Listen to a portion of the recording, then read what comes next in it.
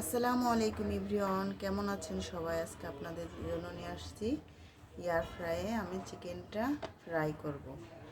এই চিকেন করার আগে আপনার একটা মশলা দেখিয়ে নিই। এখানে নিয়েছি দারচিনি, 4টা লবঙ্গ আর 2টা এলাচ। এটা আমি পাটায় বেটে নেব। দেখেন পাটায় বেটে আমি নিয়ে নিচ্ছি আদা বাটা, পেঁয়াজ বাটা, রসুন বাটা, জিরে বাটা, দিয়ে দিব লবণ, দিয়ে দিব সয়া সস, দিয়ে দিব টমেটো সস,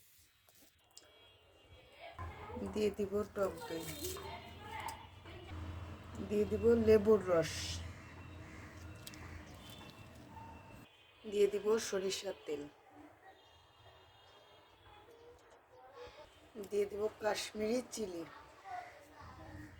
আপনাদের এটা চিলিটা না থাকলে কাশ্মীরিটা আপনারা ঘরের যে মরিচটা আছে সেটাই, মরিচের গুঁড়াটা আছে সেটা ব্যবহার করতে পারবেন। ভালো ভালো করে মেরিনেট করে নেব। এবার মেরিনেট করা হয়ে গেছে, এখন আমি ঢাকনা দিয়ে ঢেকে দেব। আর এই কাশ্মীরি চিলি দেওয়ার কারণে লাল লাল কালারটা সুন্দর আসছে।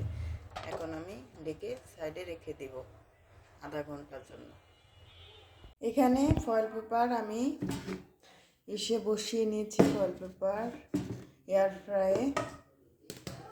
এখন দেখেন আমি সেই মেরিনেট করা এগুলো আমি দিয়ে দিব। আমার প্রায় 1 ঘন্টা পরিমাণে আমি মেরিনেট করে রেখেছিলাম। এখন আমি সুন্দর করে এই এয়ার ফ্রাইয়ে বসিয়ে দিব। সুন্দর করে একটা একটা করে আমি এরকম বিছিয়ে দিব। দেখেন সুন্দর করে আমি বিছিয়ে নিয়েছি। এখন আমি এয়ার ফ্রাইয়ের ভিতরে দিয়ে দিব।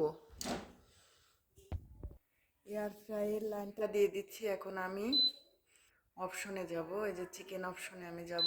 এখানে দিয়ে মেনুতে এই যে আমার চিকেনের অপশন আসছে। এখন আমি স্টার্ট করে দিব। দেখেন এই যে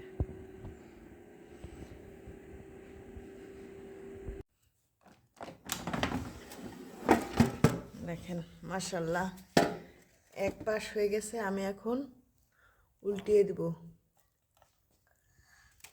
এভাবে করে সবটা উল্টিয়ে দিব। হয় নাই মা, আর একটা করবো।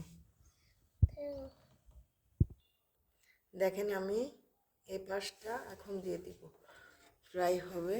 আমি প্রথমে 20 মিনিট করেছি, এখন এখানে আমি 15 মিনিট দিব।